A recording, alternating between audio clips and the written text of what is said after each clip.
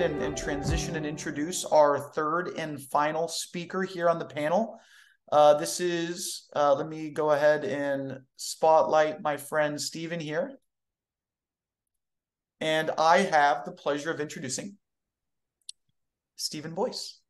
Stephen Boyce, he's going to cover the panel topic of security stories from the political campaign trail, a very interesting and exciting topic and very relevant topic that I'm excited to learn from Stephen. So let me introduce Stephen really quick.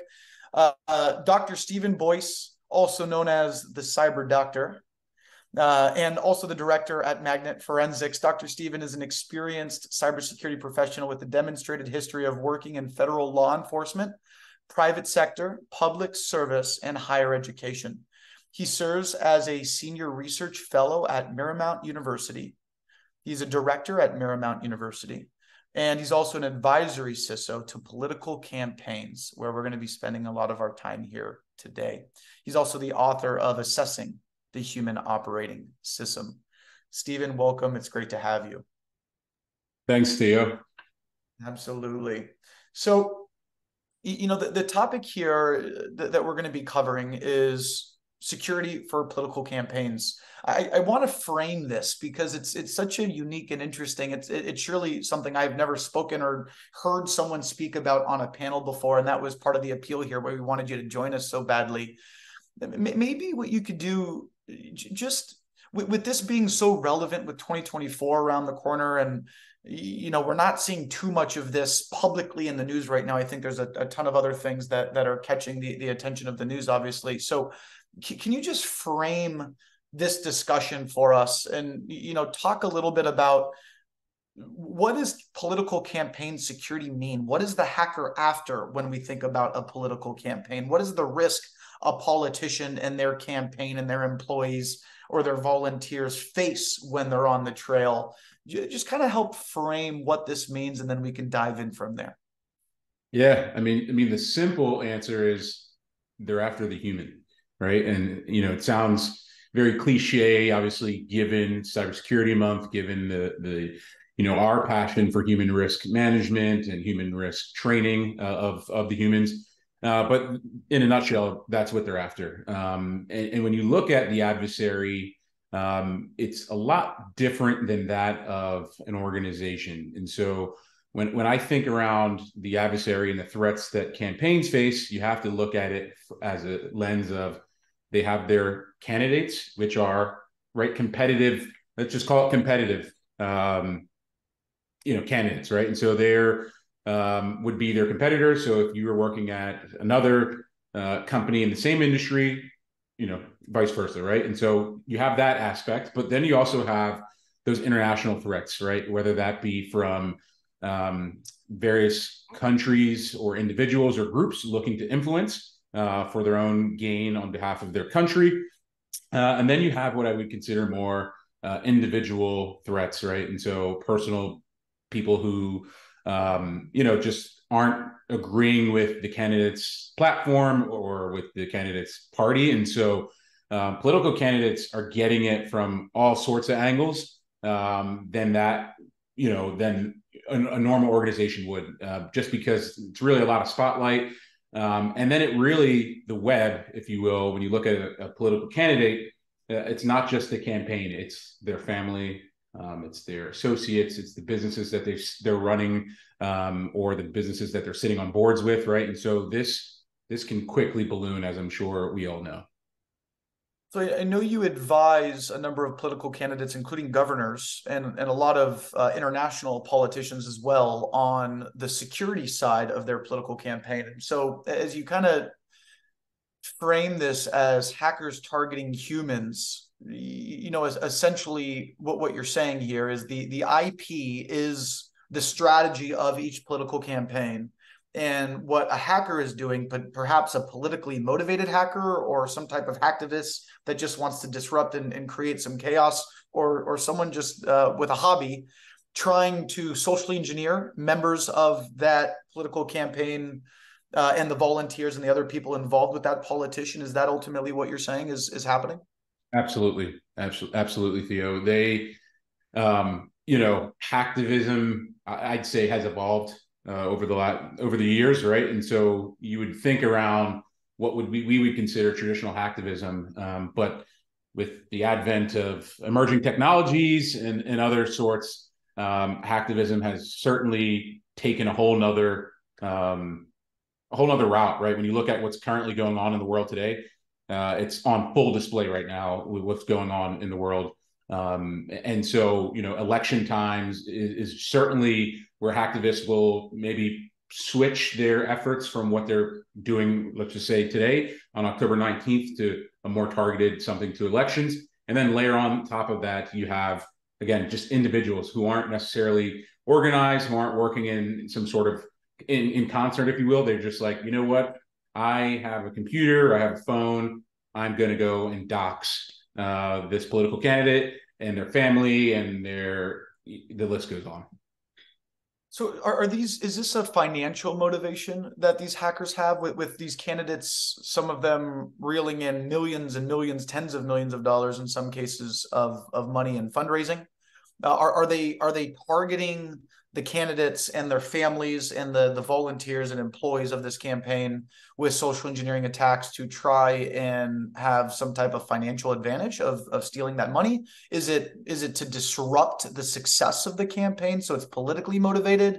Are these foreign actors predominantly that are trying to influence any type of election in the U.S. or perhaps nation state to nation state? I'm just how do you look at the motivations of some of the bad guys involved in these political hacks? Yeah, it certainly varies, but ultimately here they're after the data, and so the data's, we hear it all the time. It's data, it's information. Certainly here with a political campaign, they have their strategy on what they're going to do, what they're going to say, how they're going to combat a certain topic area, for instance. And so just imagine you and I, Theo, going up on a debate. We're on debate, for the world to see, for the state to see, for whatever, a local municipality. And me as the other candidate, I know exactly what you're going to say, right? I know exactly where your points are. And I also know, the questions you're going to come at me. And so I have an unfair advantage now going into this debate, going into this, this situation here. And again, very similar to what we see, when it comes to in the defense industrial base and others, where, contractors who are bidding for, an award have an unfair advantage because they already know what the other competitors are doing because they've infiltrated their systems. In this case, it's, to get up there and be able to say, I know what you're doing. And then the other flip side of that, and so that's the data and the information piece. The other flip side of that is to sow confusion, whether amongst voters, amongst amongst the world, to say, hey, look at this organization, look at this campaign.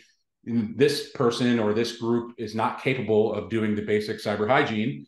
And as a result, we've done this, right? And so almost using it as an example to say, hey, this political candidate, whatever their decorated, career in policy and government and business, et cetera, you throw all that aside, they can't do the fundamentals, right? They're using, basic passwords. They're still using an AOL account, for instance, right? That's one that I know many of you guys would have heard of, in previous elections.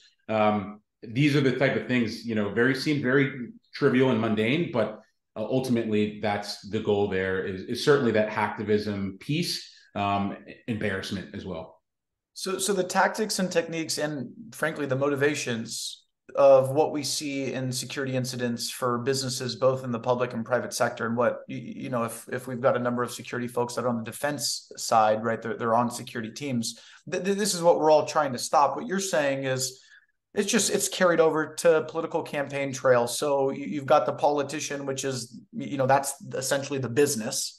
Yep. And how do we protect everything that comes along with the business and that politician in regards to their ideas, their points of view on outlook on the economy and everything else that they're driving their campaign on, and needing to protect that along with potentially the money that they've fundraised. So if we see the overlap there with the TTPs and we see the overlap there with the motivations, when does a politician start thinking about security? Is, because a business needs to be thinking about it year round. Um, Hackers don't take the holiday until maybe after they were successful. But we know from a business perspective, it's a 24/7 thing, year round, 365. From a political perspective, is this a seasonal risk that politicians think about? Is this something that are they thinking about this when we're years away from them even announcing a political run? Because maybe it's not on the radar of the country or the state if it's a local race, but maybe that's an opportunity for the hacker to take advantage when a politician leaves their guard down. I guess I'm just trying to learn, is this a seasonal or a year-round situation? Yeah, it certainly should be a year-round 24/7 operation. And when we look at, taking a step back, the electoral cycle, there's what they call the pre-electoral cycle or period, where a lot of the planning, training, information, registration happens, all of that type of thing. And then there's the electoral period, which is really where the campaign is announced. There's debates. We're running the road show. We're going out to visit constituents, nomination, the voting takes place, results. And then there's the whole post-electoral period where reform review strategy is taking place. And to your point, what I find is that when you look at the full electoral cycle, most folks, most campaigns in particular, are only worried about cybersecurity during the electoral period, right? Not before they launch. Some of them, and I should say no two campaigns are alike when you look at local campaigns, right? So for everything from like a school board, right? School boards are very important here in the United States, and people take that very seriously. But someone running for school board may say, you know what, don't really care, don't have a need, the risk to my campaign, it's just a school board, right? It doesn't really matter. That's the thought process of some, and so they may not ever, for their campaign, invest in cybersecurity. They may just do the bare minimum from a technology standpoint, get email running, get a website, obviously, in 2023, in cybersecurity may not even come up. Now, when you look at more gubernatorial, so governor races, certainly when you look at federal elections, so when you look at, running for House, running for Senate, presidential elections, totally different risk profile. And I think over the years, more and more campaigns are starting, not all, are starting to think about cybersecurity 24/7, right? And so what that means in the political world is well before they go out and announce to say, hey, Theo's running for mayor of Maricopa County, all right? You already have things in place. You already have a team identified. You already have the various different policies, so when you think about from a GRC perspective, all those things are already documented, right? It's already done. We're really just, instituting them at this point.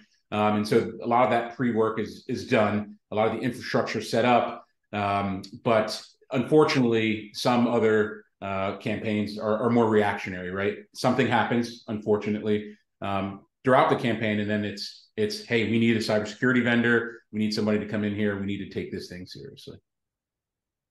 How about for one of those campaigns for a mayor, a governor, or even a president? Could you shine a little light on what goes on behind the scenes with the amount and sheer volume of people involved? I think most people, I'm shielded from kind of knowing everything that's going on. Obviously, these folks come in with teams behind them, but you see the front man or woman that is on stage or that is speaking, and those are the people that most people are familiar with. Can you share just like a little bit around the scope of how many people are involved in a mayor campaign, and then someone running for governor, and then I'm curious how that scales to president? What's the types of teams that they assemble?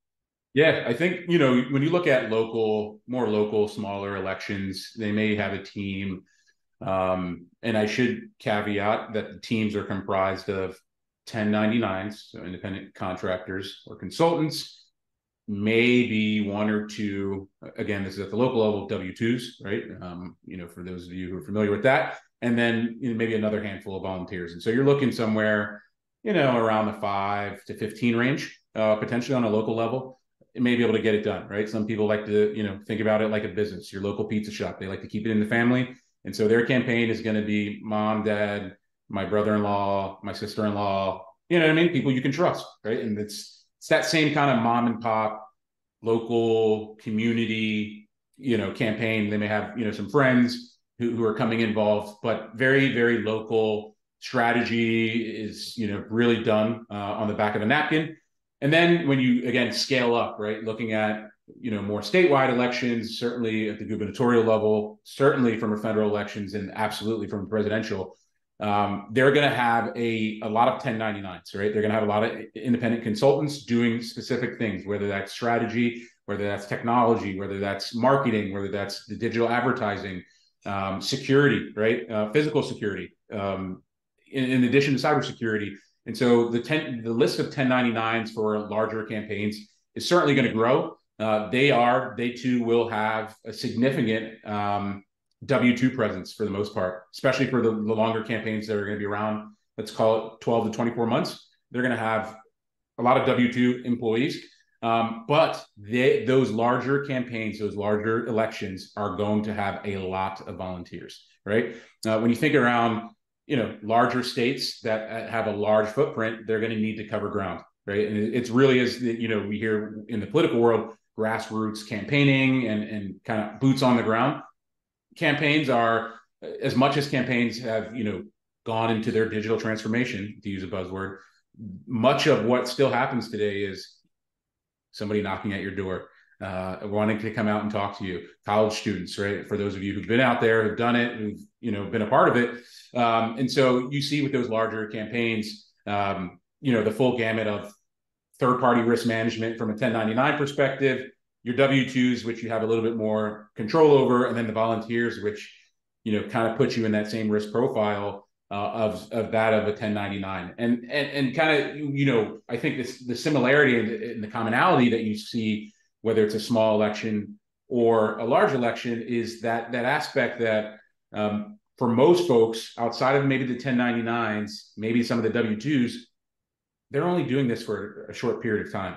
And some of the W-2s and 1099s have other jobs, full-time jobs. Certainly the volunteers have other things that they're doing. And so when you think around, okay, acceptable use policy and all the things that we love to do as security practitioners that we would do in an enterprise, becomes a little bit tricky, right? We're not dealing with a whole large number of W-2s. In most cases, you're going to deal with majority third-party independent consultants who have their own agency, their own company they represent, or no cybersecurity exposure, no human risk training. And so you really have that kind of melting pot, if you will, of interesting, challenging work. It's no different from our first panel here today was with the security awareness and human risk leaders from Carrier and Meta. And they spoke about talking to non-technical users and how you actually relate to non-technical users and build a security culture at the company. And we talked about the evolution and maturity of how we've seen this industry evolve. In your use case, obviously, as the profile of a candidate increases, it sounds like so does the team and just the sheer presence of people involved as the stakes rise at the federal level. But I mean, there's so many similarities to the way you're describing this to what we all face in our businesses is, here comes some 1099s, some full-time employees, maybe some volunteers, but this is a team, this is a company, these are employees, and we're all working towards a common mission, which has nothing to do with cybersecurity, right? If we are a retailer, our job is to build and sell shoes, for example, right? It's not cybersecurity, but our job as a security team is to make them care at least enough to where they can be conscious of security every single day when they come to work and when they go home. It sounds like that's a similar mission that you and kind of your industry is building here, is just making people who have a completely different mission and focus think about security to protect what they're trying to do and their mission that they're trying to achieve. Yeah, and I think to that point, I think when you look back to the 2016 election and kind of going forward, what's happened here domestically and internationally, there's no question of, is cybersecurity important as it relates to elections and campaigns. But to your point, exactly that, right? Like they're in the business of winning in this case, right? And so, enabling the campaign, enabling whether it's the electoral process to go about, that's their mission, that's their goal.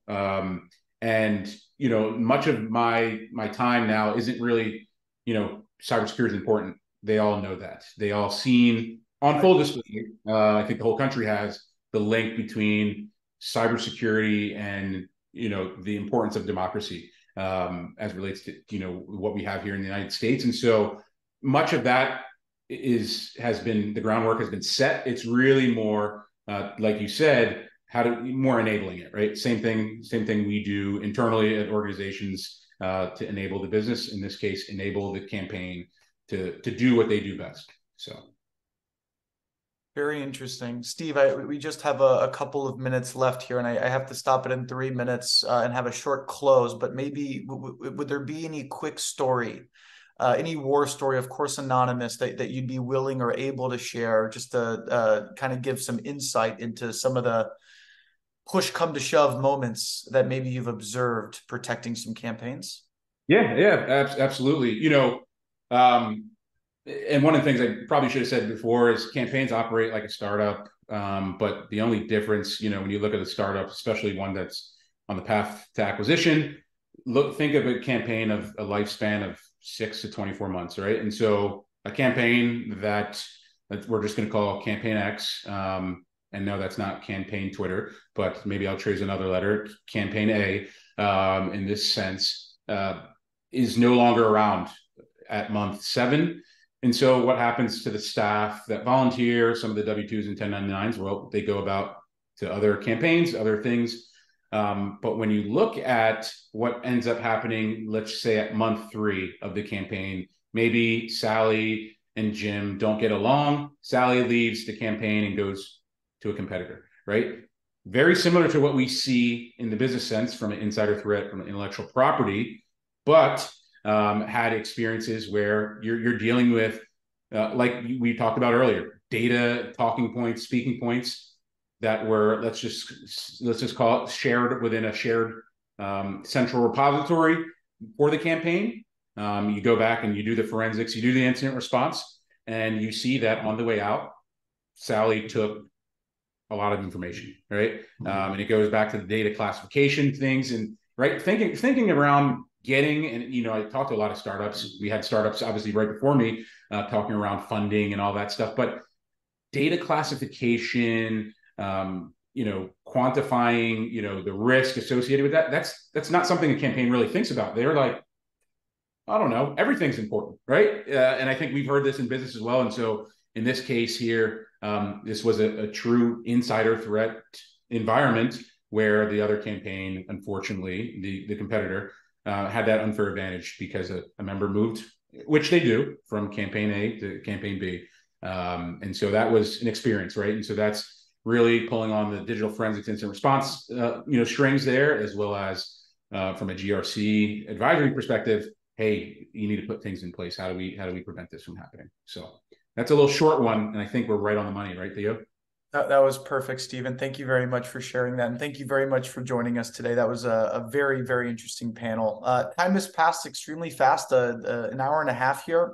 So we've officially concluded today's event. I just want to quickly say thank you to all of our speakers here, just doing an incredible job sharing their experiences, their best practices in the interest of Cybersecurity Awareness Month, and sharing with our audience here at the front lines. To our audience, many of you are still with us here for the full hour and a half, which is incredible. Thank you for taking that time. I hope you're able to walk away with a lot of valuable insights. And to my team at Right Hand for making this seamless and making this possible and organized, I want to thank you all as well. With that, I will officially close the front lines. I wish everyone a great rest of your October and a great rest of your day. Thank you very much. Take care, everybody.